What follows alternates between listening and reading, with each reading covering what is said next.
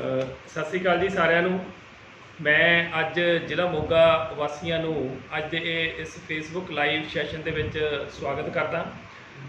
ਦੋਸਤੋ, ਜਿਵੇਂ ਕਿ ਸਾਨੂੰ ਸਾਰਿਆਂ ਨੂੰ ਪਤਾ ਹੀ ਹੈ ਕਿ ਆਪਾਂ ਹਰੇਕ ਬੁੱਧਵਾਰ ਨੂੰ ਸਾਡੇ ਜ਼ਿਲ੍ਹਾ ਮੋਗਾ ਦੇ ਮਾਨਯੋਗ ਡਿਪਟੀ ਕਮਿਸ਼ਨਰ ਆਪ ਨੂੰ ਇਸ ਫੇਸਬੁੱਕ ਲਾਈਵ ਦੇ ਜ਼ਰੀਏ ਜੋ ਅੱਜ ਆਪਾਂ ਭਿਆਨਕ ਮਹਾਮਾਰੀ ਦੇ ਵਿੱਚੋਂ ਗੁਜ਼ਰ ਰਹੇ ਹਾਂ, ਕੋਵਿਡ ਮਹਾਮਾਰੀ, ਉਹਦੇ ਬਾਰੇ ਚਾਨਣਾ ਪਾਉਂਦੇ ਨੇ। ਸੋ ਹਰ ਹਫਤੇ ਦੀ ਤਰ੍ਹਾਂ ਅੱਜ ਆਪਾਂ ਫਿਰ ਇੱਕ ਵਾਰ ਇਕੱਠੇ ਇੱਥੇ ਹੋਏ ਆ। ਅੱਜ ਵਾਲੇ ਫੇਸਬੁੱਕ ਲਾਈਵ ਦੀ ਖਾਸੀਅਤ ਇਹ ਹੈ ਕਿ ਅੱਜ ਸਾਡੇ ਦਰਮਿਆਨ ਸਾਡੇ ਜ਼ਿਲ੍ਹੇ ਦੇ ਨਵੇਂ ਡਿਪਟੀ ਕਮਿਸ਼ਨਰ ਸ਼੍ਰੀ ਹਰੀਸ਼ ਨਾਇਰ ਜੀ ਉਹ ਸਾਡੇ ਵਿੱਚ ਮੌਜੂਦ ਨੇ। ਅਸੀਂ ਜਿੱਥੇ ਉਹਨਾਂ ਨੂੰ ਜੀ ਆਇਆਂ ਵੀ ਕਹਿਣਾ, ਮੈਂ ਥੋੜ੍ਹੀ ਜਿਹੀ ਦੱਸ ਦੇਣਾ ਚਾਹਾਂਗਾ ਕਿ ਸ਼੍ਰੀ ਹਰੀਸ਼ ਨਾਇਰ ਜੀ ਜਿਹੜੇ ਕਿ 2009 ਬੈਚ ਦੇ IAS ਅਫੀਸਰ ਨੇ ਪੰਜਾਬ ਦੇ ਵਿੱਚ, ਅਤੇ ਇਸ ਤੋਂ ਪਹਿਲਾਂ ਉਹ special secretary agriculture department Punjab ਸਰਕਾਰ ਦੇ ਵਿੱਚ ਕਾਰਜ ਆਪਣੇ ਕਰ ਰਹੇ ਸਨ। ਸੋ ਹੁਣ ਉਹਨਾਂ ਨੂੰ ਪੰਜਾਬ ਸਰਕਾਰ ਵੱਲੋਂ ਜ਼ਿਲ੍ਹਾ ਮੋਗਾ ਦੇ ਡਿਪਟੀ ਕਮਿਸ਼ਨਰ ਵਜੋਂ ਤਾਇਨਾਤ ਕੀਤਾ ਗਿਆ, ਅਤੇ ਉਹ ਅੱਜ ਸਾਡੇ ਨਾਲ ਜ਼ਿਲ੍ਹਾ ਮੋਗਾ ਦੀ ਜੋ ਕੋਵਿਡ ਦੀ ਸਥਿਤੀ ਹੈ ਉਹਦੇ ਬਾਰੇ ਜਾਣਕਾਰੀ ਦੇਣਗੇ। ਇਸ ਤੋਂ ਇਲਾਵਾ ਜੋ ਪੰਜਾਬ ਸਰਕਾਰ ਅਤੇ ਗ੍ਰਹਿ ਮੰਤਰਾਲਾ ਭਾਰਤ ਸਰਕਾਰ ਦੇ ਆਦੇਸ਼ 'ਤੇ ਜੋ ਨਵੀਆਂ ਹਦਾਇਤਾਂ ਜਾਰੀ ਕੀਤੀਆਂ ਗਈਆਂ ਨੇ ਉਹਦੇ ਬਾਰੇ ਵੀ ਸਾਡੇ ਨਾਲ ਗੱਲਬਾਤ ਕਰਨਗੇ। ਸਭ ਤੋਂ ਪਹਿਲਾਂ ਤਾਂ ਮੈਂ ਸ਼੍ਰੀ ਹਰੀਸ਼ ਨਾਇਰ ਜੀ, ਮਾਨਯੋਗ IAS ਡਿਪਟੀ ਕਮਿਸ਼ਨਰ ਮੋਗਾ ਜੀ, ਉਹਨਾਂ ਨੂੰ ਮੈਂ ਜ਼ਿਲ੍ਹਾ ਮੋਗਾ ਵਿੱਚ ਆਉਣ 'ਤੇ ਜਿੱਥੇ ਸਵਾਗਤ ਕਰਦਾ, ਅਤੇ ਮੈਂ ਉਹਨਾਂ ਨੂੰ ਬੇਨਤੀ ਕਰਾਂਗਾ ਕਿ ਉਹ ਆਪਣੀ ਇੰਟਰੋਡਕਸ਼ਨ ਜ਼ਿਲ੍ਹਾ ਮੋਗਾ ਵਾਸੀਆਂ ਨਾਲ ਸਾਂਝੀ ਕਰਨਗੇ। ਜ਼ਿਲ੍ਹਾ ਮੋਗਾ ਦੇ ਸਾਰੇ ਨਿਵਾਸੀਆਂ ਨੂੰ ਸਤਿ ਸ਼੍ਰੀ ਅਕਾਲ। ਅੱਜ ਅਸੀਂ ਸਾਰੇ ਜਾਣੇ ਤੁਹਾਡੇ ਨਾਲ ਮੈਂ ਗੁਫ਼ਤਗੂ ਕਰਨ ਜਾ ਰਿਹਾ ਹਾਂ ਕੋਵਿਡ ਮਹਾਮਾਰੀ ਦੇ ਬਾਰੇ। ਮੈਂ ਸਾਰੇ ਨਿਵਾਸੀਆਂ ਨੂੰ ਦੱਸਣਾ ਚਾਹਾਂਗਾ ਕਿ ਜ਼ਿਲ੍ਹਾ ਮੋਗਾ ਵਿੱਚ ਹੁਣ ਤੱਕ 1,12,000 ਲੋਕਾਂ ਦੇ ਆਪਾਂ ਸੈਂਪਲ ਇਕੱਠੇ ਕੀਤੇ ਸਨ, ਔਰ ਉਹਦੇ ਵਿੱਚੋਂ 5,129 ਜਿਹੜੇ ਸੈਂਪਲ ਨੇ ਉਹ ਪੋਜ਼ਿਟਿਵ ਪਾਏ ਗਏ ਸਨ। ਠੀਕ ਇਲਾਜ ਕਰਵਾਉਣ ਉਪਰੰਤ 3,795 ਲੋਕ ਜਿਹੜੇ ਹਨ ਕੋਵਿਡ ਮੁਕਤ ਹੋ ਚੁੱਕੇ ਹਨ, ਅਤੇ ਇਸ ਸਮੇਂ 1,215 ਕੇਸਿਸ ਐਸੇ ਹਨ ਜਿਹੜੇ ਕਿ ਐਕਟਿਵ ਹਨ, ਔਰ ਉਹਨਾਂ ਦਾ ਚਾਹੇ ਉਹ ਹੋਮ ਕੁਆਰੰਟਾਈਨ ਹੋਵੇ ਜਾਂ ਫਿਰ ਲੈਵਲ 2 ਦੇ ਹਸਪਤਾਲਾਂ ਵਿੱਚ ਉਹਨਾਂ ਦਾ ਇਲਾਜ ਚੱਲ ਰਿਹਾ ਹੈ। ਸੋ ਇਸ ਲਈ ਬਹੁਤ ਜ਼ਰੂਰੀ ਹੈ ਸਾਰੇ ਨਿਵਾਸੀਆਂ ਵਾਸਤੇ, ਪੰਜਾਬ ਦੇ ਹਰ ਨਾਗਰਿਕ ਵਾਸਤੇ, ਕਿ ਉਹ ਸਰਕਾਰ ਵੱਲੋਂ ਕੋਵਿਡ ਸੰਬੰਧੀ ਜੋ ਵੀ ਦਿਸ਼ਾ ਨਿਰਦੇਸ਼ ਦਿੱਤੇ ਗਏ ਹਨ, ਜਿਵੇਂ ਕਿ ਮਾਸਕ ਪਾਉਣਾ, ਸਮੇਂ-ਸਮੇਂ 'ਤੇ ਹੱਥ ਧੋਣਾ, 2 ਗਜ਼ ਦੀ ਦੂਰੀ ਬਣਾਏ ਰੱਖਣਾ, ਇਹ ਸਾਰੇ ਜਿਹੜੇ ਚੀਜ਼ਾਂ ਹੈ ਉਹ ਕਰਨੀਆਂ ਸਾਰਿਆਂ ਲਈ ਬਹੁਤ ਜ਼ਰੂਰੀ ਨੇ, ਅਤੇ ਇਸ ਦੇ ਨਾਲ ਹੀ ਅਸੀਂ ਇਸ ਮਹਾਮਾਰੀ ਤੋਂ ਨਿਜਾਤ ਪਾ ਸਕਦੇ ਹਾਂ। ਦੋਸਤੋ, ਜਿੱਦਾਂ ਕਿ ਡਿਪਟੀ ਕਮਿਸ਼ਨਰ ਸਾਹਿਬ ਨੇ ਆਪਣੀ ਇੰਟਰੋਡਕਸ਼ਨ ਦਿੱਤੀ ਹੈ, ਅਤੇ ਮੈਂ ਕੁਛ ਨਾ ਜੋ ਇਹ ਕਰੋਨਾ ਮਹਾਮਾਰੀ ਦਿਨੋਂ ਦਿਨ ਵੱਧ ਰਹੀ ਹੈ ਇਹਦੇ ਬਾਰੇ ਲੋਕਾਂ ਦੇ ਕਈ ਤਰ੍ਹਾਂ ਦੇ ਸਵਾਲ ਵੀ ਦਿਨੋਂ ਦਿਨ ਉਹਨਾਂ ਦੇ ਮਨ ਦੇ ਵਿੱਚ ਉਪਜਦੇ ਰਹਿੰਦੇ ਨੇ। ਸੋ ਮੈਂ ਇੱਕ ਇੱਕ ਕਰਕੇ ਇਹ ਜੋ ਸਵਾਲ ਨੇ ਇਹ ਤੁਹਾਡੇ ਨਾਲ ਸਾਂਝੇ ਮਾਨਯੋਗ ਡਿਪਟੀ ਕਮਿਸ਼ਨਰ ਜੀ ਤੋਂ ਉਹ ਸਵਾਲ ਪੁੱਛਾਂਗਾ ਜੋ ਤੁਹਾਡੇ ਵੱਲੋਂ ਸਾਨੂੰ ਪ੍ਰਾਪਤ ਹੋਏ ਨੇ, ਅਤੇ ਉਹਨਾਂ ਬਾਰੇ ਸਾਡੇ ਮਾਨਯੋਗ ਡਿਪਟੀ ਕਮਿਸ਼ਨਰ ਜੀ ਬੜੇ ਵਿਸਥਾਰ ਦੇ ਨਾਲ ਉਹਨਾਂ ਬਾਰੇ ਚਾਨਣਾ ਪਾਉਣਗੇ। ਸਰ, ਸਭ ਤੋਂ ਪਹਿਲਾਂ ਮੈਂ ਇਹ ਪੁੱਛਣਾ ਚਾਹਾਂਗਾ, ਲੋਕਾਂ ਦੇ ਵਿੱਚ ਆਮ ਤੌਰ 'ਤੇ ਇਹ ਕਨਫਿਊਜ਼ਨ ਰਹਿੰਦੀ ਹੈ ਕਿ ਇਹ ਹਦਾਇਤਾਂ ਨੇ ਜੋ ਹੁਣ ਜਿਸ ਤਰ੍ਹਾਂ ਕੱਲ੍ਹ ਜਾਰੀ ਹੋਈਆਂ ਨੇ, ਸਰ ਉਹਨਾਂ ਬਾਰੇ ਤੁਹਾਡਾ ਕੀ ਕਹਿਣਾ ਵੀ ਜੋ ਕਰੋਨਾ ਤੋਂ ਖਿਲਾਫ ਵਾਸਤੇ ਜੋ ਹਦਾਇਤਾਂ ਜਾਰੀ ਹੋਈਆਂ ਇਹ ਕਦੋਂ ਤੋਂ ਲਾਗੂ ਹੋਈਆਂ ਨੇ ਜੀ? ਜਿਹੜੀਆਂ ਹਦਾਇਤਾਂ ਆਪਾਂ ਕੱਲ੍ਹ 27 ਤਰੀਕ ਨੂੰ ਜਾਰੀ ਕੀਤੀਆਂ ਉਹ ਤੁਰੰਤ ਪ੍ਰਭਾਵ ਤੋਂ ਲਾਗੂ ਸੀ, ਯਾਨੀ ਕਿ 27 ਅਪ੍ਰੈਲ ਤੋਂ ਹੀ ਲਾਗੂ ਕਰ ਦਿੱਤੀਆਂ ਗਈਆਂ। ਠੀਕ ਹੈ ਜੀ। ਸਰ, ਇੱਕ ਮੈਂ ਹੋਰ ਪੁੱਛਣਾ ਚਾਹਾਂਗਾ ਕਿ ਆਮ ਤੌਰ 'ਤੇ ਦੇਖਿਆ ਜਾਂਦਾ ਕਿ ਜਦੋਂ ਵੀ ਇਹ ਹਦਾਇਤਾਂ ਲਾਗੂ ਹੁੰਦੀਆਂ ਨੇ ਜਾਂ ਕਰਫਿਊ ਲਾਕਡਾਊਨ ਦੀ ਗੱਲ ਆਉਂਦੀ ਆ ਤਾਂ ਸਭ ਤੋਂ ਜ਼ਿਆਦਾ ਜੋ ਕਨਫਿਊਜ਼ਨ ਪੈਦਾ ਹੁੰਦੀ ਹੈ ਉਹ ਦੁਕਾਨਦਾਰਾਂ ਨੂੰ ਜ਼ਿਆਦਾ ਪ੍ਰੋਬਲਮ ਆਉਂਦੀ ਹੈ। ਆਮ ਤੌਰ 'ਤੇ ਉਹਨਾਂ ਕੋਲ ਸਵਾਲ ਆਉਂਦੇ ਰਹਿੰਦੇ ਆ, ਦੁਕਾਨਾਂ ਕਦੋਂ ਖੁੱਲ੍ਹਣਗੀਆਂ, ਕਦੋਂ ਬੰਦ ਹੋਣਗੀਆਂ। ਸਰ, ਇਹਦੇ ਬਾਰੇ ਤੁਸੀਂ ਦੱਸੋਗੇ ਵੀ ਦੁਕਾਨਾਂ ਖੋਲ੍ਹਣ ਅਤੇ ਬੰਦ ਕਰਨ ਦਾ ਕੀ ਸਮਾਂ ਹੈਗਾ? ਦੇਖੋ ਜੀ, ਦੁਕਾਨਾਂ ਤਾਂ ਆਪਣੇ ਜਿਹੜਾ ਸਮਾਂ ਹੈ ਸਰਕਾਰ ਵੱਲੋਂ ਨਿਰਧਾਰਿਤ ਕੀਤਾ ਗਿਆ ਉਸ ਵੇਲੇ ਖੁੱਲ੍ਹਣਗੀਆਂ, ਲੇਕਿਨ ਸ਼ਾਮ 5 ਵਜੇ ਇਹ ਸਾਰੀਆਂ ਦੁਕਾਨਾਂ ਬੰਦ ਹੋਣਗੀਆਂ। ਲੇਕਿਨ ਜਿਹੜੀਆਂ ਹੋਮ ਡਿਲੀਵਰੀ ਹੈ ਉਹ ਰਾਤ 9 ਵਜੇ ਤੱਕ ਕੀਤੀ ਜਾ ਸਕਦੀ ਹੈ। ਇਸ ਤੋਂ ਇਲਾਵਾ ਸਰ, ਜੋ ਕਰਫਿਊ ਬਾਰੇ ਕੀ ਹੁਕਮ ਨੇ ਆਪਣੇ ਤੁਹਾਡੇ ਵੱਲੋਂ ਜੋ ਜਾਰੀ ਕੀਤੇ ਗਏ ਨੇ? ਕਿ ਹੁਣ ਕਰਫਿਊ ਦਾ ਜਿਹੜਾ ਸਮਾਂ ਹੈ ਉਹ ਹੁਣ ਸ਼ਾਮ 6 ਵਜੇ ਤੋਂ ਲੈ ਕੇ ਸਵੇਰੇ 5 ਵਜੇ ਤੱਕ ਲਾਗੂ ਰਹੇਗਾ। ਠੀਕ ਹੈ ਜੀ। ਸ਼ਾਮ 6 ਵਜੇ ਤੋਂ ਪਹਿਲਾਂ ਪਹਿਲਾਂ ਲੋਕ ਆਪਣੇ ਆਪਣੇ ਘਰਾਂ ਨੂੰ ਚਲੇ ਜਾਣ, ਇਹ ਬਹੁਤ ਜ਼ਰੂਰੀ ਹੈ। ਔਰ ਬਿਨਾਂ ਕਿਸੇ ਵਜ੍ਹਾ ਦੇ ਜਿਹੜਾ ਵੀ ਕੋਈ ਵਿਅਕਤੀ ਆਪਣੇ ਘਰ ਤੋਂ ਬਾਹਰ ਪਾਇਆ ਜਾਂਦਾ ਹੈ ਤਾਂ ਫਿਰ ਉਹਦੇ ਖਿਲਾਫ ਜਿਹੜੀ ਹੈ ਕਾਨੂੰਨ ਦੇ ਅਨੁਸਾਰ ਕਾਰਵਾਈ ਕੀਤੀ ਜਾਏਗੀ। ਸੋ ਮੈਂ ਤਾਂ ਸਾਰੇ ਜਿਹੜੇ ਵਾਸੀਆਂ ਨੂੰ ਇਹ ਅਪੀਲ ਕਰਾਂਗਾ ਕਿ ਖੁਦ ਉਹ ਆਤਮ ਸੰਯਮ ਰੱਖ ਕੇ ਇਹਨਾਂ ਹਦਾਇਤਾਂ ਦੀ ਪਾਲਣਾ ਕਰਨ। ਸਰ ਇਸੇ ਤਰ੍ਹਾਂ ਇੱਕ ਸਰਕਾਰ ਵੱਲੋਂ ਵੀਕਐਂਡ ਲਾਕਡਾਊਨ ਦੀ ਵੀ ਗੱਲ ਕੀਤੀ ਗਈ ਹੈ, ਵੀਕਐਂਡ ਕਰਫਿਊ ਦੀ ਵੀ ਗੱਲ ਕੀਤੀ ਗਈ ਹੈ। ਸਰ ਵੀਕਐਂਡ ਕਰਫਿਊ ਕੀ ਹੈ ਤੇ ਉਹਦੇ ਕੀ ਸਮਾਂ ਸਾਰਣੀ ਹੋਏਗੀ, ਇਹਦੇ ਬਾਰੇ ਵੀ ਲੋਕਾਂ ਨੂੰ ਦੱਸਿਆ ਜਾਵੇ। ਦੇਖਿਏ ਜੀ, ਜਿਹੜਾ ਵੀਕਐਂਡ ਕਰਫਿਊ ਹੈ ਉਹ ਸ਼ਨੀਵਾਰ ਨੂੰ ਸਵੇਰੇ 5 ਵਜੇ ਤੋਂ ਲਾਗੂ ਹੋ ਜਾਏਗਾ ਔਰ ਸੋਮਵਾਰ ਨੂੰ ਸਵੇਰੇ 5 ਵਜੇ ਤੱਕ ਇਹ ਲਾਗੂ ਰਹੇਗਾ। ਸੋ ਇਸ ਦੌਰਾਨ ਵੀ ਜਿਹੜੀਆਂ ਹੈਗੀਆਂ ਉਹ ਆਪਣੇ ਜਿਹੜੇ ਦੁਕਾਨਾਂ ਵਗੈਰਾ ਹੈਗੀਆਂ ਉਹ ਬੰਦ ਰਹਿਣਗੀਆਂ। ਔਰ ਜਿਹੜੀ ਐਗਜ਼ੈਂਪਟਡ ਕੈਟਾਗਰੀਜ਼ ਹੈਗੀਆਂ ਉਹ ਹਦਾਇਤਾਂ ਵਿੱਚ ਦੱਸਿਆ ਗਿਆ ਹੈ ਕਿ ਕਿਹੜੀ ਕਿਹੜੀ ਐਗਜ਼ੈਂਪਟਡ ਕੈਟਾਗਰੀਜ਼ ਹੈਗੀਆਂ ਵਾ, ਉਹਨਾਂ ਉੱਪਰ ਇਹ ਹਦਾਇਤਾਂ ਜਿਹੜੀਆਂ ਹੈ ਲਾਗੂ ਰਹਿੰਦੀਆਂ ਹਨ। ਸਰ ਇੱਕ ਤੁਹਾਨੂੰ ਹੋਰ ਪੁੱਛਣਾ ਚਾਹਾਂਗੇ ਕਿ ਅਸੀਂ ਦੇਖਦੇ ਹਾਂ ਕਿ ਜਿਵੇਂ ਕਿ ਬਾਕੀ ਜ਼ਿਲ੍ਹਿਆਂ ਦੀ ਤਰ੍ਹਾਂ ਮੋਗਾ ਦੇ ਵਿੱਚ ਵੀ ਇੱਥੇ ਸਰਵਿਸ ਇੰਡਸਟਰੀ ਕਾਫੀ ਹੈ ਜਾਂ ਪ੍ਰਾਈਵੇਟ ਅਦਾਰੇ ਮੋਗਾ ਦੇ ਵਿੱਚ ਕਾਫੀ ਕੰਮ ਕਰ ਰਹੇ ਨੇ। ਸਰ ਉਹ ਵੀ ਇਹਨਾਂ ਲਾਕਡਾਊਨ ਦੀਆਂ ਜਾਂ ਕਰਫਿਊ ਦੇ ਹਦਾਇਤਾਂ ਦੇ ਅੰਡਰ ਆਉਂਦੇ ਨੇ ਜਾਂ ਉਹਨਾਂ ਵਾਸਤੇ ਕੋਈ ਅਲੱਗ ਹਦਾਇਤਾਂ ਹੈਗੀਆਂ ਨੇ? ਦੇਖੋ ਜੀ, ਜਿਹੜੀ ਸਰਵਿਸ ਇੰਡਸਟਰੀ ਦੀ ਜਿਸ ਦਾ ਗੱਲ ਹੈ ਉੱਥੇ ਲੋਕ ਜਿਹੜੇ ਹੈਗੇ ਨੇ ਆਪਣੇ ਘਰੋਂ ਕੰਮ ਕਰ ਸਕਦੇ ਨੇ। ਅਸੀਂ ਦੇਖਦੇ ਹਾਂ ਕਿ ਬਹੁਤ ਸਾਰੀਆਂ ਜਿਹੜੀਆਂ ਸਰਵਿਸ ਇੰਡਸਟਰੀ ਹੈ ਉੱਥੇ already he work from home ਚੱਲ ਰਿਹਾ ਹੈ। ਤਾਂ ਉਸ ਤਰੀਕੇ ਨਾਲ ਹੀ ਕੀਤਾ ਜਾਵੇ। ਜਿਹੜਾ ਮੁੱਖ ਮੰਤਵ ਇਹ ਹੈ ਕਿ ਵੀ ਲੋਕ ਬਿਨਾਂ ਕਿਸੇ ਵਜ੍ਹਾ ਦੇ ਆਪਣੇ ਘਰੋਂ ਨਾ ਨਿਕਲਣ ਔਰ ਸਿਰਫ ਐਮਰਜੈਂਸੀ ਵਿੱਚ ਜਾਂ ਜਿਸ ਲਈ ਆਪਾਂ ਕੋਈ ਜ਼ਰੂਰੀ ਵਸਤੂਆਂ ਦੀ ਜਿਹੜੀ ਪੂਰਤੀ ਕਰਨੀ ਹੈ ਉਸ ਵਾਸਤੇ ਹੀ ਬਾਹਰ ਆਉਣ। ਇਸ ਤੋਂ ਇਲਾਵਾ ਮਤਲਬ ਜਿਹੜਾ ਹੈ ਉਹ ਅਵੋਇਡ ਕਰ ਸਕਦੇ ਨੇ, ਆਪਣੇ ਘਰਾਂ 'ਚ ਰਹਿਣ, ਖੁਦ ਸੁਰੱਖਿਅਤ ਰਹਿਣ ਔਰ ਦੂਜਿਆਂ ਨੂੰ ਵੀ ਸੁਰੱਖਿਅਤ ਰੱਖਣ।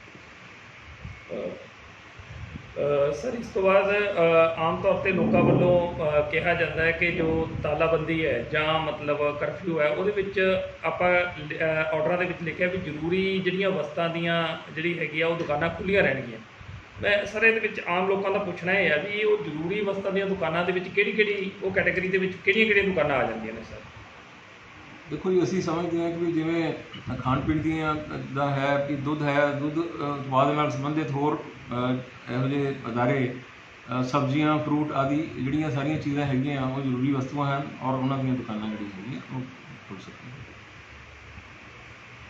ਇਸ ਤੋਂ ਇਲਾਵਾ ਸਰ ਜੋ ਮੈਨੂਫੈਕਚਰਿੰਗ ਯੂਨਿਟ ਹੁੰਦੇ ਨੇ ਕਿਤੇ ਵੀ, ਹੁਣ ਜਿੱਦਾਂ ਆਪਾਂ ਦੇਖਦੇ ਹਾਂ ਮੋਗਾ ਦੇ ਵਿੱਚ ਵੀ ਇਹ ਇੱਥੋਂ ਦਾ ਫੋਕਲ ਪੁਆਇੰਟ ਕਾਫੀ ਐਕਟਿਵਲੀ ਮਤਲਬ ਪੰਜਾਬ ਦੀ ਜੋ ਇੰਡਸਟਰੀਅਲ ਗਰੋਥ ਦੇ ਵਿੱਚ ਆਪਣਾ ਕੰਟਰੀਬਿਊਸ਼ਨ ਪਾ ਰਿਹਾ ਸਰ। ਕਿ ਜੋ ਮੈਨੂਫੈਕਚਰਿੰਗ ਯੂਨਿਟ ਨੇ ਕਿਉਂਕਿ ਉੱਥੇ ਤਾਂ ਕੰਮ ਚੱਲਦਾ ਰਹਿਣਾ ਬਹੁਤ ਜ਼ਰੂਰੀ ਹੈ ਕਿਉਂਕਿ ਮੈਨੂਫੈਕਚਰਿੰਗ ਕੁਝ ਇੱਦਾਂ ਦੀਆਂ ਗੁੱਡਸ ਵੀ ਹੁੰਦੀਆਂ ਨੇ ਜਿਹੜੀਆਂ ਲਾਕਡਾਊਨ ਦੇ ਕਰਫਿਊ ਵਿੱਚ ਵੀ ਕੰਮ ਆਉਂਦੀਆਂ ਨੇ। ਉਹਦੇ ਬਾਰੇ ਸਰ ਕੀ ਤੁਹਾਡੇ ਹੁਕਮ ਹੈਗੇ ਨੇ?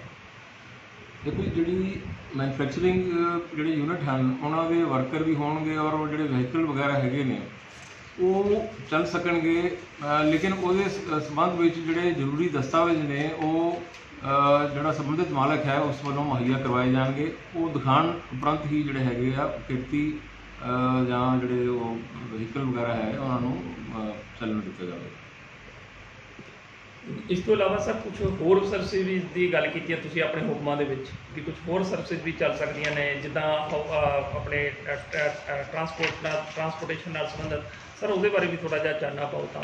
ਦੇਖੋ ਜੀ, ਜਿੱਦਾਂ ਹਵਾਈ ਜਹਾਜ਼ ਹੋ ਗਏ, ਆਪਣੇ ਰੇਲਾਂ ਹੋ ਗਈਆਂ ਜਾਂ ਬੱਸਾਂ ਹੋ ਗਈਆਂ, ਉਸ ਦੇ ਵਿੱਚ ਜਿਹੜੇ ਨਾਗਰਿਕ ਨੇ ਉਹ ਯਾਤਰਾ ਕਰ ਸਕਦੇ ਨੇ, ਉਸ ਦੇ ਵਿੱਚ ਕੋਈ ਮਨਾਹੀ ਨਹੀਂ।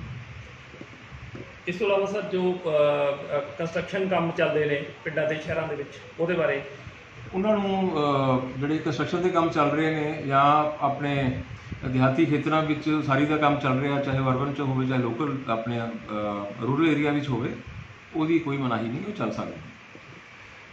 ਸਰ ਇਸ ਤੋਂ ਇਲਾਵਾ ਹੁਣ ਜਿੱਦਾਂ ਕਿ ਆਪਾਂ ਨੂੰ ਪਤਾ ਹੀ ਹੈ ਵੀ ਹੁਣ ਤਕਰੀਬਨ ਕਣਕ ਦੀ ਖਰੀਦ ਦਾ ਸੀਜ਼ਨ ਵੀ ਚੱਲ ਰਿਹਾ। ਇਸ ਤੋਂ ਇਲਾਵਾ ਕੁਝ ਕਿਸਾਨ ਨੇ ਜਿਹੜੇ ਅਗੇਤੀ ਬਿਜਾਈ ਵੀ ਕਰਦੇ ਨੇ ਜਿਹੜੇ ਆਪਣੀ ਫਸਲੀ ਵਿਭਿੰਨਤਾ ਦੇ ਵਿੱਚ ਆ ਜਾਂਦੀ ਹੈ। ਇਸ ਤੋਂ ਇਲਾਵਾ ਪਸ਼ੂਆਂ ਨਾਲ ਸੰਬੰਧਿਤ ਸਰ ਕੁਝ ਮਤਲਬ ਐਕਟੀਵਿਟੀਜ਼ ਹੁੰਦੀਆਂ ਨੇ ਪਸ਼ੂ ਪਾਲਣ ਵਿਭਾਗ ਵੱਲੋਂ ਕੀਤੀਆਂ ਜਾਂਦੀਆਂ ਨੇ ਹੁਣ, ਅਤੇ ਉਹਨਾਂ ਬਾਰੇ ਸਰ ਤੁਹਾਡਾ ਕੀ ਕਹਿਣਾ ਹੈਗਾ? ਦੇਖੋ ਜੀ, ਖੇਤੀਬਾੜੀ ਕਣਕ ਦੀ ਖਰੀਦ ਦਾ ਜਿਹੜਾ ਕੰਮ ਚੱਲ ਰਿਹਾ ਹੈ ਔਰ ਪਸ਼ੂਆਂ ਨਾਲ ਸੰਬੰਧਿਤ ਸਾਰੀ ਜਿਹੜੀ ਸੇਵਾਵਾਂ ਨੇ ਉਹ ਜਾਰੀ ਰੱਖੀਆਂ ਜਾ ਸਕਦੀਆਂ ਨੇ। ਇਸ ਤੋਂ ਇਲਾਵਾ ਈ-ਕਮਰਸ ਅਤੇ ਵਸਤੂਆਂ ਦੀ ਢੋਆ ਢੁਆਈ ਦਾ ਕੰਮ ਵੀ ਜਾਰੀ ਰਹੇਗਾ, ਉਹਦੇ ਵਿੱਚ ਕੋਈ ਰੋਕ ਨਹੀਂ।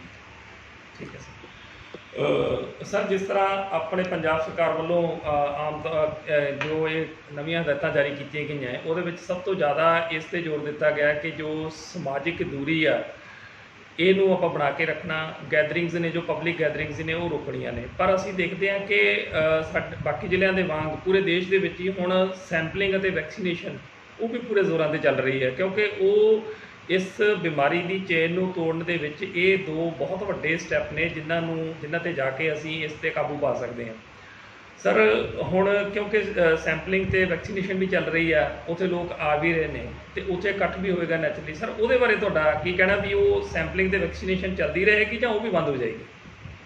ਦੇਖੋ ਜੀ, ਇਸ ਤਰ੍ਹਾਂ ਹੈ ਕਿ ਬਿਮਾਰੀ ਤੇ ਰੋਕਥਾਮ ਕਰਨ ਲਈ ਸੈਂਪਲਿੰਗ ਔਰ ਵੈਕਸੀਨੇਸ਼ਨ ਦੋ ਸਾਡੇ ਬਹੁਤ ਵੱਡੇ ਹਥਿਆਰ ਨੇ। ਉਹਨਾਂ ਨੂੰ ਰੋਕਣ ਦਾ ਕੋਈ ਮਤਲਬ ਨਹੀਂ ਹੈ, ਰਾਦਰ ਉਹ ਤਾਂ ਅਸੀਂ ਲੋਕਾਂ ਨੂੰ ਅਪੀਲ ਕਰਦੇ ਹਾਂ, ਪ੍ਰਸ਼ਾਸਨ ਵੱਲੋਂ ਮੈਂ ਅਪੀਲ ਕਰਦਾ ਕਿ ਵੱਧ ਤੋਂ ਵੱਧ ਲੋਕ ਸੈਂਪਲਿੰਗ ਕਰਵਾਉਣ ਔਰ ਵੈਕਸੀਨੇਸ਼ਨ ਕੈਂਪਾਂ ਵਿੱਚ ਹਿੱਸਾ ਲੈ ਕੇ ਕਰਨ। ਲੇਕਿਨ ਉਹਦੇ ਵਿੱਚ ਜਿਹੜੀਆਂ ਕੋਵਿਡ ਸੰਬੰਧੀ ਗਾਈਡਲਾਈਨਸ ਨੇ, 2 ਗਜ ਦੀ ਦੂਰੀ ਰੱਖਣਾ ਜਾਂ ਆਪਣੇ ਆਪ ਨੂੰ ਸਮੇਂ-ਸਮੇਂ 'ਤੇ ਸੈਨੀਟਾਈਜ਼ ਕਰਨਾ, ਉਹ ਸਾਰੀਆਂ ਜਿਹੜੀਆਂ ਆਪਣੀਆਂ ਪ੍ਰੀਕਾਸ਼ਨ ਲੈ ਕੇ ਇਹ ਜਿਹੜੇ ਕੈਂਪ ਨੇ ਜਾਰੀ ਰਹਿਣਗੇ। ਔਰ ਮੈਂ ਲੋਕਾਂ ਨੂੰ ਅਪੀਲ ਕਰਦਾ ਮੁੜ ਤੋਂ ਕਿ ਵੈਕਸੀਨੇਸ਼ਨ ਵੀ ਕਰਵਾਓ ਔਰ ਸੈਂਪਲਿੰਗ ਦੇ ਵਿੱਚ ਵੀ ਹਿੱਸਾ ਲਓ ਔਰ ਆਪਣੇ ਸੈਂਪਲ ਦਿਓ, ਤਾਂ ਕਿ ਪਤਾ ਚੱਲ ਸਕੇ ਜਿੱਥੇ ਕਿਸੇ ਨੂੰ ਕਰੋਨਾ ਦਾ ਸੰਕਰਮਣ ਹੋ ਗਿਆ ਉਹ ਆਪਣੇ ਆਪ ਨੂੰ ਤੁਰੰਤ ਆਈਸੋਲੇਟ ਕਰਨ, ਲੋਕਾਂ ਨੂੰ ਵੀ ਬਚਾਉਣ ਔਰ ਆਪਣਾ ਵੀ ਇਲਾਜ ਕਰਾਉਣ, ਕਿਉਂਕਿ ਜਿੰਨੀ ਜਲਦੀ ਡਿਟੈਕਸ਼ਨ ਹੋਏਗੀ ਉਨੇ ਹੀ ਜ਼ਿਆਦਾ ਵਧੀਆ ਤਰੀਕੇ ਨਾਲ ਇਲਾਜ ਕੀਤਾ ਜਾ ਸਕਦਾ। ਸੋ ਮੈਂ ਤਾਂ ਸਾਰਿਆਂ ਨੂੰ ਅਪੀਲ ਕਰਾਂਗਾ ਕਿ ਇਹਨੂੰ ਵੱਧ ਤੋਂ ਵੱਧ ਕਰਵਾਇਆ ਜਾਵੇ। ਸਰ ਇੱਕ ਅੱਜ ਜੋ ਸਥਿਤੀ ਪੈਦਾ ਹੋਈ ਹੈ ਉਹਦੇ ਵਿੱਚ ਇੱਕ ਗੱਲ ਬੜੀ ਦੇਖਣ ਨੂੰ ਮਿਲਦੀ ਹੈ ਕਿ ਆਮ ਤੌਰ 'ਤੇ ਲੋਕਾਂ ਵੱਲੋਂ ਨਾ ਹਾਹਾਕਾਰ ਮਚਾਈ ਹੋਈ ਆ ਵੀ ਸਰਕਾਰੀ ਹਸਪਤਾਲਾਂ ਵਿੱਚ ਜਾਂ ਜਿਹੜੇ ਹਸਪੀਟਲਸ ਦੇ ਵਿੱਚ ਕੋਵਿਡ ਦੇ ਮਰੀਜ਼ ਦਾ ਟ੍ਰੀਟਮੈਂਟ ਕੀਤਾ ਜਾ ਸਕਦਾ ਜਾਂ ਕੀਤਾ ਜਾਂਦਾ, ਉੱਥੇ ਖਾਲੀ ਬੈੱਡਸ ਨਹੀਂ ਅਵੇਲੇਬਲ ਹੈਗੇ। ਜੇ ਖਾਲੀ ਬੈੱਡਸ ਹੈ ਵੀ ਨਹੀਂ ਤਾਂ ਉਹ ਮਿਲਦੇ ਨਹੀਂ, ਡਾਕਟਰਸ ਵੱਲੋਂ ਮਨਾ ਕਰ ਦਿੱਤਾ ਜਾਂਦਾ ਹਸਪੀਟਲਸ ਵੱਲੋਂ। ਸਰ ਇਹਦੇ ਵਾਸਤੇ ਜ਼ਿਲ੍ਹਾ ਪ੍ਰਸ਼ਾਸਨ ਵੱਲੋਂ ਤੁਹਾਡੇ ਵੱਲੋਂ ਪਤਾ ਲੱਗਿਆ ਕੁਝ ਹੈਲਪਲਾਈਨ ਨੰਬਰ ਵੀ ਤੁਸੀਂ ਜਾਰੀ ਕੀਤੇ ਆ, ਜਾਂ ਇਹਦੇ ਵਾਸਤੇ ਤੁਸੀਂ ਕੀ ਪ੍ਰਬੰਧ ਕੀਤੇ ਆ ਸਰ? ਦੇਖੋ ਜੀ, ਪ੍ਰਸ਼ਾਸਨ ਵੱਲੋਂ, ਜ਼ਿਲ੍ਹਾ ਪ੍ਰਸ਼ਾਸਨ ਵੱਲੋਂ ਲੋਕਾਂ ਦੀ ਸਹਾਇਤਾ ਲਈ 2 ਸਹਾਇਤਾ ਨੰਬਰ ਦਿੱਤੇ ਗਏ ਨੇ, ਉਹ ਨੋਟ ਕਰ ਲੈਣ। ਮੈਂ ਉਹ ਨੰਬਰ ਤੁਹਾਨੂੰ ਦੱਸ ਦਿੰਦਾ, 8360630465। ਫਿਰ ਮੈਂ ਰਿਪੀਟ ਕਰਦਾ, 8360630465। ਦੂਸਰਾ ਹੈਲਪਲਾਈਨ ਨੰਬਰ ਹੈ 8360722884। ਦੁਬਾਰਾ ਤੋਂ ਬੋਲ ਰਿਹਾ, 8360722884।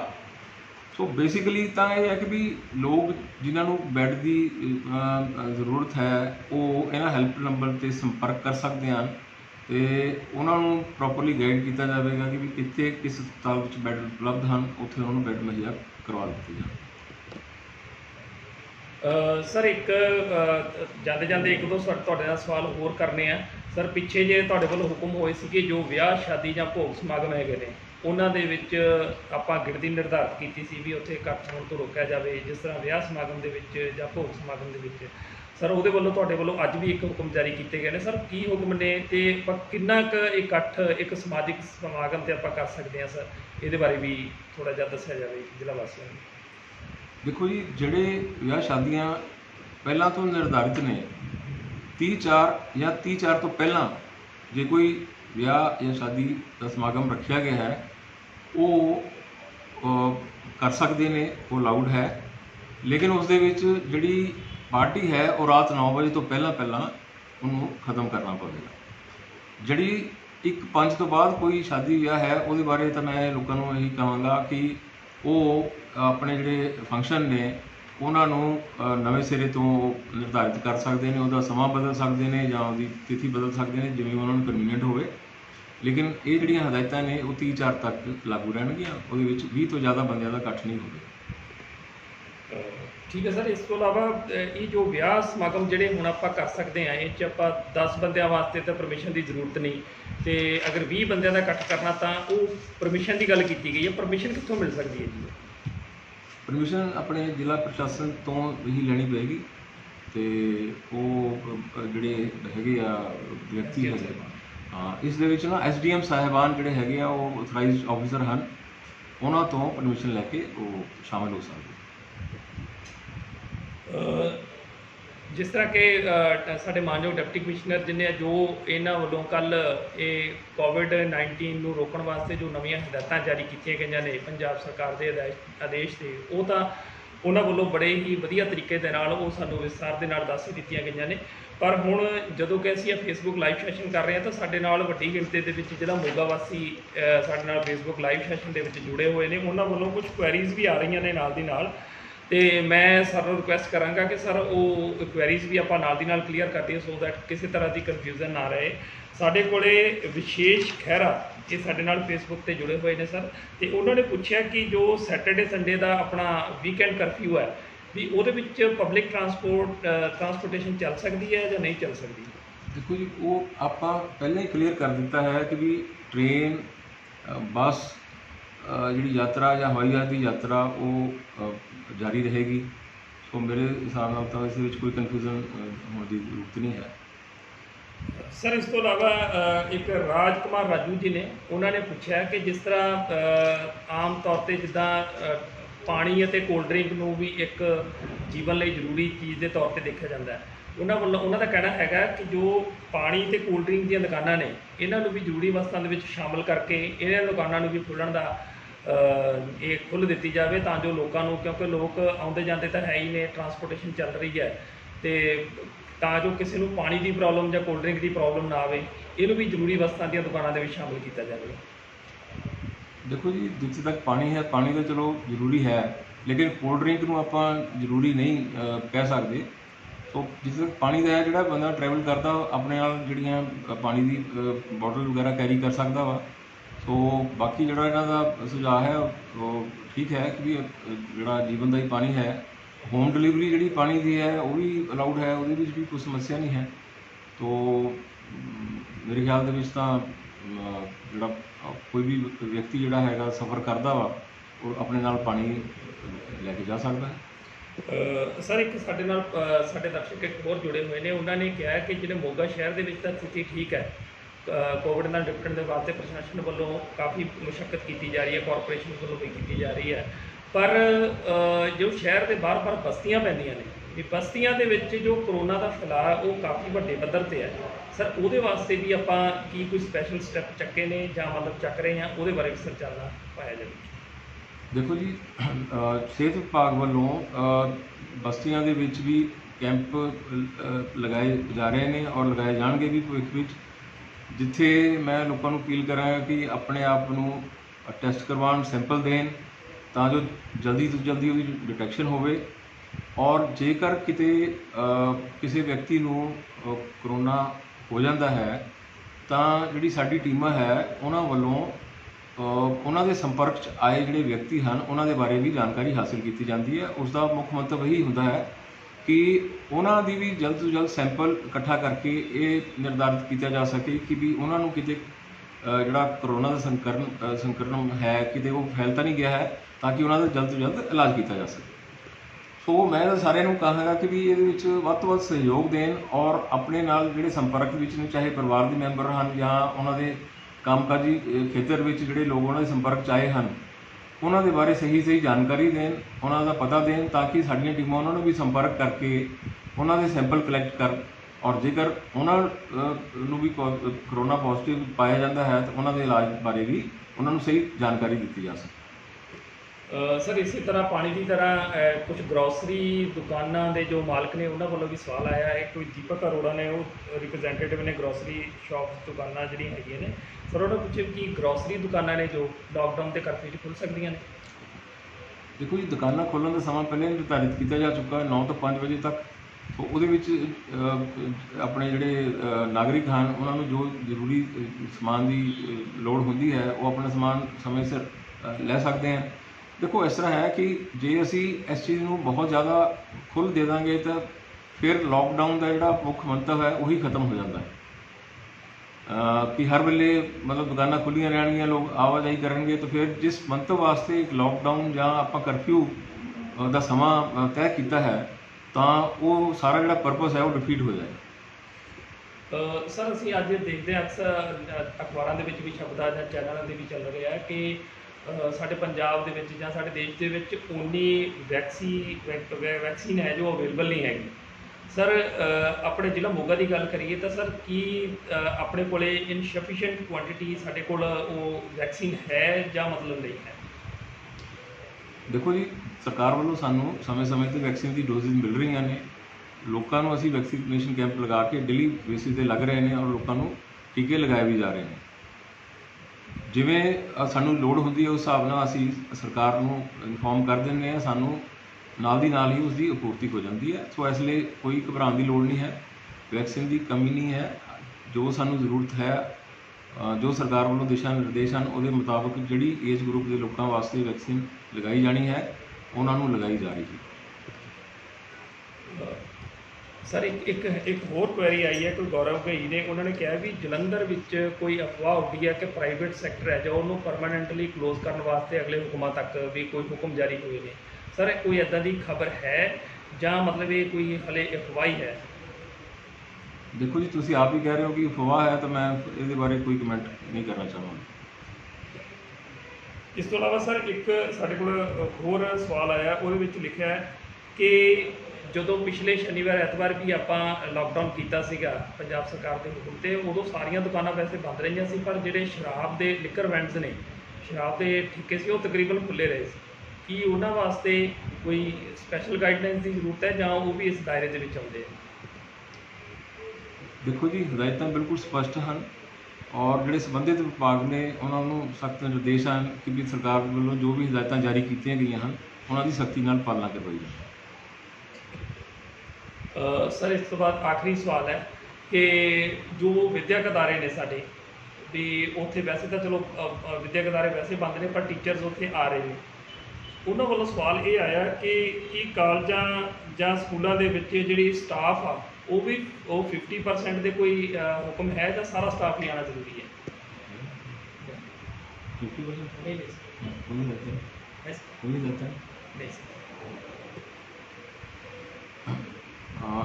ਇਸ ਸੰਬੰਧੀ ਅਜੇ ਤੱਕ ਤਾਂ ਕੋਈ ਹਦਾਇਤਾਂ ਮੇਰੇ ਧਿਆਨ ਵਿੱਚ ਨਹੀਂ ਹਨ। ਜੋ ਵੀ ਸਰਕਾਰ ਦੀਆਂ ਹਦਾਇਤਾਂ ਜਾਰੀ ਹੋਣਗੀਆਂ ਉਹਦੇ ਬਾਰੇ ਜਾਣਕਾਰੀ ਦੇ ਦਿੱਤੀ।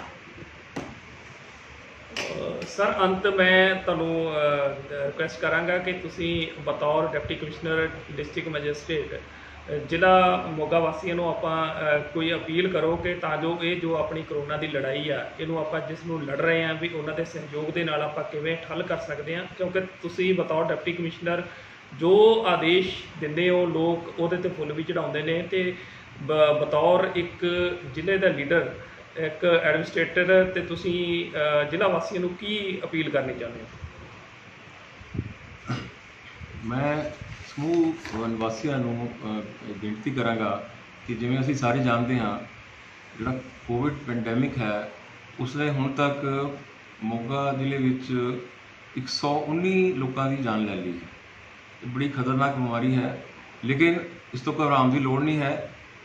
ਅਸੀਂ ਜੇਕਰ ਜੋ ਦਿਸ਼ਾ ਨਿਰਦੇਸ਼ ਦਿੱਤੇ ਗਏ ਹਨ ਉਹਨਾਂ ਦੀ ਸਹੀ ਤਰੀਕੇ ਨਾਲ ਪਾਲਣਾ ਕਰੀਏ ਤਾਂ ਅਸੀਂ ਪਹਿਲਾਂ ਵੀ ਇਸ ਬਿਮਾਰੀ ਤੋਂ ਜਿੱਤ ਹਾਸਲ ਕੀਤੀ ਹੈ, ਹੁਣ ਵੀ ਜਿੱਤ ਜ਼ਰੂਰ ਹਾਸਲ ਕਰਾਂਗੇ।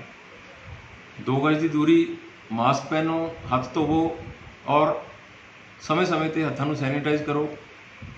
ਇਹ ਆਪਾਂ ਜੇ ਆਪਣੇ ਜੀਵਨ 'ਚ ਅਪਣਾ ਲਈਏ ਤਾਂ ਮੈਂ ਸਮਝਦਾ ਹਾਂ ਕਿ ਅਸੀਂ ਬਹੁਤ ਹੱਦ ਤੱਕ ਇਸ ਜਿਹੜੀ ਬਿਮਾਰੀ ਨੂੰ ਪ੍ਰੀਵੈਂਟ ਵੀ ਕਰਾਂਗੇ। ਜਿਹੜੀ ਕੋਵਿਡ ਚੇਨ ਆ ਉਹਨੂੰ ਅਸੀਂ ਬ੍ਰੇਕ ਕਰਾਂਗੇ, ਇਸ ਨੂੰ ਫੈਲਣ ਤੋਂ ਰੋਕਾਂਗੇ ਔਰ ਜਿਹੜੀਆਂ ਇਲਾਜ ਦੀਆਂ ਸਹੂਲਤਾਂ ਨੇ ਉਹਨਾਂ ਦਾ ਲਾਭ ਉਠਾਓ। ਹੋਮ ਕੁਆਰੰਟਾਈਨ ਦੀ ਸਖਤੀ ਨਾਲ ਪਾਲਣਾ ਕਰੋ ਔਰ ਖੁਦ ਵੀ ਸਿਹਤਮੰਦ ਰਹੋ ਔਰ ਲੋਕਾਂ ਨੂੰ ਵੀ ਸਿਹਤਮੰਦ ਰੱਖੋ। ਧੰਨਵਾਦ। ਇਹ ਸਨ ਸਾਡੇ ਮਾਨਯੋਗ ਡਿਪਟੀ ਕਮਿਸ਼ਨਰ ਸ਼੍ਰੀ ਹਰੀਸ਼ ਨਾਇਰ ਜੀ IAS, ਜਿਨ੍ਹਾਂ ਨੇ ਅੱਜ ਬੜੇ ਵਿਸਥਾਰ ਦੇ ਨਾਲ ਸਾਨੂੰ ਦੱਸਿਆ ਕਿ ਅੱਜ ਸਾਡੇ ਜ਼ਿਲ੍ਹਾ ਮੋਗਾ ਦੇ ਵਿੱਚ ਅੱਜ ਕਰੋਨਾ ਦੀ ਕੀ ਸਥਿਤੀ ਹੈ ਅਤੇ ਇਸ ਕਰੋਨਾ ਨੂੰ ਠੱਲਣ ਵਾਸਤੇ ਜਾਂ ਇਸ ਦੇ ਫੈਲਾਅ ਨੂੰ ਰੋਕਣ ਵਾਸਤੇ ਕੀ ਨਵੀਆਂ ਉਹਨਾਂ ਵੱਲੋਂ ਹਦਾਇਤਾਂ ਜਾਰੀ ਕੀਤੀਆਂ ਗਈਆਂ ਨੇ। ਸੋ ਹੁਣ ਸਾਡਾ ਸਾਰਿਆਂ ਦਾ ਫਰਜ਼ ਬਣਦਾ ਹੈ ਕਿ ਆਪਾਂ ਜਿੱਥੇ ਇਹ ਸਾਰਾ ਕੁਝ ਅਸੀਂ ਦੇਖ ਰਹੇ ਹਾਂ ਕਿ ਦਿਨੋਂ ਦਿਨ ਸਥਿਤੀ ਕਿੰਨੀ ਭਿਆਨਕ ਹੁੰਦੀ ਜਾ ਰਹੀ ਹੈ, ਸੋ ਐਡਮਿਨਿਸਟ੍ਰੇਸ਼ਨ ਨੇ ਆਪਣੀ ਡਿਊਟੀ ਕਰਦੇ ਰਹਿਣਾ, ਸਰਕਾਰਾਂ ਨੇ ਆਪਣੇ ਵੱਲੋਂ ਜੋ ਉਹਨਾਂ ਨੇ ਅਗਵਾਈ ਲੀਹਾਂ ਦੇਣੀਆਂ ਨੇ ਉਹ ਦੇਣੀਆਂ, ਪਰ ਗਰਾਊਂਡ ਲੈਵਲ ਤੇ ਅਗਰ ਇਹ ਹਦਾਇਤਾਂ ਦੀ ਆਪਾਂ ਪਾਲਣਾ ਨਹੀਂ ਕਰਾਂਗੇ ਜਾਂ ਪੰਜਾਬ ਸਰਕਾਰ ਦੇ ਜੋ ਹੁਕਮ ਨੇ ਉਹਨਾਂ ਨੂੰ ਨਹੀਂ ਮੰਨਾਂਗੇ, ਸਿਹਤ ਵਿਭਾਗ ਦੀਆਂ ਗਾਈਡਲਾਈਨਸ ਨੇ ਉਹਨਾਂ ਤੇ ਅਸੀਂ ਨਹੀਂ ਚੱਲਾਂਗੇ, ਤਾਂ ਇਸ ਬਿਮਾਰੀ ਦੇ ਉੱਪਰ ਕਾਬੂ ਪਾਉਣ ਦੇ ਵਿੱਚ ਐਡਮਿਨਿਸਟ੍ਰੇਸ਼ਨ ਨੂੰ ਬਹੁਤ ਵੱਡੀ ਮੁਸ਼ੱਕਤ ਕਰਨੀ ਪੈਂਦੀ ਹੈ, ਡਬਲ ਡਿਊਟੀ ਕਰਨੀ ਪੈਂਦੀ ਹੈ। ਸੋ ਕਿਰਪਾ ਕਰਕੇ ਆਓ ਹੁਣ ਆਪਾਂ ਆਪਣਾ ਫਰਜ਼ ਪਛਾਣੀਏ ਕਿ ਇਸ ਕਰੋਨਾ ਨੂੰ ਫੈਲਣ ਤੋਂ ਰੋਕਿਆ ਜਾਵੇ, ਉਹਦੇ ਵਿੱਚ ਸਾਡਾ ਜ਼ਿਲ੍ਹਾ ਪ੍ਰਸ਼ਾਸਨ ਦਾ ਸਹਿਯੋਗ ਕੀਤਾ ਜਾਵੇ। ਇਸ ਤੋਂ ਇਲਾਵਾ ਵੱਧ ਤੋਂ ਵੱਧ ਮਰੀਜ਼ਾਂ ਦੀ ਜੋ ਅਸੀਂ ਸ਼ਨਾਖਤ ਕਰਨੀ ਹੈ ਉਹਦੇ ਵਾਸਤੇ ਸੈਂਪਲਿੰਗ ਜ਼ਰੂਰੀ ਹੈ। ਸਾਡਾ ਸਾਰਿਆਂ ਦਾ ਫਰਜ਼ ਬਣਦਾ ਕਿ ਅਸੀਂ ਆਪ ਜਿੱਥੇ ਸੈਂਪਲਿੰਗ ਦੇ ਕੈਂਪ ਚੱਲ ਰਹੇ ਨੇ ਉੱਥੇ ਆਪ ਅਸੀਂ ਅਪਰੋਚ ਕਰੀਏ, ਉੱਥੇ ਜਾ ਕੇ ਅਸੀਂ ਆਪਣੀ ਸੈਂਪਲਿੰਗ ਕਰਵਾਈਏ, ਆਪਣੇ ਪਰਿਵਾਰਕ ਮੈਂਬਰਾਂ ਦੀ ਸੈਂਪਲਿੰਗ ਕਰਵਾਈਏ, ਜਾਂ ਸਾਡੇ ਦੂਰ ਨੇੜੇ ਦੇ ਰਿਸ਼ਤੇਦਾਰ ਜਾਂ ਸਾਡੇ ਪਰਿਵਾਰਕ ਮੈਂਬਰ ਉਹਨਾਂ ਦੀ ਸੈਂਪਲਿੰਗ ਕਰਵਾਈਏ। ਜ਼ਰੂਰੀ ਨਹੀਂ ਕਿ ਸਾਡੇ ਵਿੱਚ ਕੋਈ ਲੱਛਣ ਹੋਣ ਅਸੀਂ ਤਾਂ ਹੀ ਸੈਂਪਲਿੰਗ ਕਰਵਾ ਸਕਦੇ ਹਾਂ। ਜਿੱਦਾਂ ਸਾਡੇ ਡਿਸਟ੍ਰਿਕਟ ਮੋਗਾ ਦੇ ਵਿੱਚ ਵਾਰ-ਵਾਰ ਅਪੀਲ ਕੀਤੀ ਜਾਂਦੀ ਹੈ ਕਿ ਇੱਕ ਤੰਦਰੁਸਤ ਵਿਅਕਤੀ ਨੂੰ ਵੀ ਆਪਣੇ 15 ਦਿਨ ਬਾਅਦ ਆਪਣੀ ਸੈਂਪਲਿੰਗ ਜ਼ਰੂਰ ਕਰਾਉਣੀ ਚਾਹੀਦੀ ਹੈ। ਸੋ ਅਗਰ ਅਸੀਂ ਕੋਵਿਡ ਪੇਸ਼ੈਂਟ ਹੋ ਵੀ ਜਾਂਦੇ ਹਾਂ, ਕੋਈ ਗੱਲ ਨਹੀਂ, ਅਸੀਂ ਉਹਦਾ ਇਲਾਜ ਵੀ ਕਰਵਾ ਸਕਦੇ ਹਾਂ। ਇਹਦੇ ਵਾਸਤੇ ਸਾਨੂੰ ਇਨਫੋਰਮ ਜ਼ਰੂਰ ਕਰਨਾ ਚਾਹੀਦਾ ਸਿਹਤ ਸੰਸਥਾਵਾਂ ਨੂੰ। ਆਮ ਤੌਰ ਤੇ ਦੇਖਿਆ ਜਾਂਦਾ ਹੈ ਕਿ ਜ਼ਿਆਦਾਤਰ ਦਿਹਾਤੀ ਖੇਤਰਾਂ ਦੇ ਵਿੱਚ ਅਗਰ ਲੋਕ ਬੁਖਾਰ ਵਗੈਰਾ ਹੋ ਜਾਂਦਾ ਜਾਂ ਖਾਂਸੀ ਜ਼ੁਕਾਮ ਹੋ ਜਾਂਦਾ ਤਾਂ ਉਹ ਦੱਸਣ ਦੀ ਬਜਾਏ ਘਰੇ ਬੈਠੇ ਆਪ ਹੀ ਇਲਾਜ ਕਰਦੇ ਰਹਿੰਦੇ ਨੇ ਤੇ ਹਸਪੀਟਲ ਤੱਕ ਜਾਣ ਦੀ ਜ਼ਰੂਰਤ ਮਹਿਸੂਸ ਨਹੀਂ ਕਰਦੇ। ਸੋ ਨਤੀਜਾ ਇਹ ਹੁੰਦਾ ਕਿ ਉਹਨਾਂ ਤੋਂ, ਉਹਨਾਂ ਦੇ ਪਰਿਵਾਰਕ ਮੈਂਬਰਾਂ ਤੋਂ, ਉਹਨਾਂ ਦੇ ਜੋ ਕੰਟੈਕਟ 'ਚ ਲੋਕ ਆਉਂਦੇ ਨੇ ਉਹਨਾਂ 'ਚੋਂ ਕਿਤੇ ਨਾ ਕਿਤੇ ਲੋਕ ਉਹਨਾਂ ਤੱਕ ਫੈਲ ਜਾਂਦਾ ਹੈ ਕਰੋਨਾ। ਸੋ ਹੁਣ ਪੰਜਾਬ ਸਰਕਾਰ ਵੱਲੋਂ ਜਿੱਦਾਂ ਮਾਨਯੋਗ ਡਿਪਟੀ ਕਮਿਸ਼ਨਰ ਜੀ ਨੇ ਵੀ ਸਾਨੂੰ ਕਲੀਅਰ ਕਰ ਦਿੱਤਾ ਹੈ ਕਿ ਕਰੋਨਾ ਨੂੰ ਠੱਲਣ ਵਾਸਤੇ ਇੱਕ ਵੈਕਸੀਨ ਜੋ ਭਾਰਤ ਸਰਕਾਰ ਵੱਲੋਂ 2 ਵੈਕਸੀਨ ਆ ਚੁੱਕੀਆਂ ਨੇ ਸਾਡੇ ਕੋਲ ਪੰਜਾਬ ਦੇ ਵਿੱਚ ਚੱਲ ਰਹੀਆਂ ਨੇ, ਉਹ ਦੋਨਾਂ ਵੈਕਸੀਨ ਦੀ ਸਾਡੇ ਕੋਲ ਲੋੜ ਮੁਤਾਬਕ ਜਿੰਨੀ ਸਾਨੂੰ ਜ਼ਰੂਰਤ ਹੈ ਉਨੀ ਸਾਡੇ ਕੋਲ ਉਪਲਬਧਤਾ ਹੈ। ਉਹ ਰੂਟੀਨ ਦੇ ਵਿੱਚ ਡੇਲੀ ਸਾਡੀ ਰਿਕੁਆਇਰਮੈਂਟ ਦੇ ਹਿਸਾਬ ਨਾਲ ਸਾਡੇ ਕੋਲ ਪਹੁੰਚ ਰਹੀ ਹੈ। ਇਹਦੇ ਵਿੱਚ ਕਿਸੇ ਤਰ੍ਹਾਂ ਦੇ ਕੋਈ ਕਨਫਿਊਜ਼ਨ ਨਹੀਂ ਹੋਣੀ ਚਾਹੀਦੀ, ਕਿਉਂਕਿ ਪੰਜਾਬ ਸਰਕਾਰ, ਭਾਰਤ ਸਰਕਾਰ ਅਤੇ ਸਾਡਾ ਡਿਸਟ੍ਰਿਕਟ ਐਡਮਿਨਿਸਟ੍ਰੇਸ਼ਨ ਹਰੇਕ ਵਿਅਕਤੀ ਨੂੰ ਜੋ ਵੈਕਸੀਨ ਸੰਬੰਧੀ ਹਦਾਇਤਾਂ ਨੇ ਉਹਨਾਂ ਦੀ ਪਾਲਣਾ ਦੇ ਵਿੱਚ ਉਹਨਾਂ ਨੂੰ ਵੈਕਸੀਨ ਲਗਾਉਣ ਲਈ ਪੂਰੀ ਤਰ੍ਹਾਂ ਤਤਪਰ ਹੈ। ਤੇ ਇਹ ਹੁਣ ਜ਼ਰੂਰਤ ਹੈ ਸਿਰਫ ਤੁਹਾਡਾ ਸਹਿਯੋਗ ਦੀ ਕਿ ਆਓ ਆਪਾਂ ਵੈਕਸੀਨੇਸ਼ਨ ਵੀ ਕਰਵਾਈਏ ਤਾਂ ਜੋ ਆਪਾਂ ਆਪ ਖੁਦ ਸੁਰੱਖਿਅਤ ਰਹਿ ਸਕੀਏ ਤੇ ਸਾਡੇ ਅੱਗੇ ਜੋ ਸਾਡੇ ਸੰਪਰਕ 'ਚ ਸਾਡੇ ਪਰਿਵਾਰਕ ਮੈਂਬਰ ਆਉਂਦੇ ਨੇ ਜਾਂ ਸਾਡੇ ਰਿਸ਼ਤੇ ਨਾਤੇ ਆਉਂਦੇ ਨੇ ਅਸੀਂ ਉਹਨਾਂ ਨੂੰ ਵੀ ਸੁਰੱਖਿਅਤ ਰੱਖ ਸਕੀਏ। ਸੋ ਅੱਜ ਦੇ ਇਸ ਫੇਸਬੁੱਕ ਲਾਈਵ ਸੈਸ਼ਨ ਦੇ ਵਿੱਚ ਇੰਨਾ ਹੀ। ਆਪ ਸਭ ਤੋਂ ਇਜਾਜ਼ਤ ਲੈਂਦੇ ਹਾਂ, ਅਗਲੇ ਹਫ਼ਤੇ ਆਪਾਂ ਫਿਰ ਮਿਲਾਂਗੇ। ਬਹੁਤ ਬਹੁਤ ਧੰਨਵਾਦ।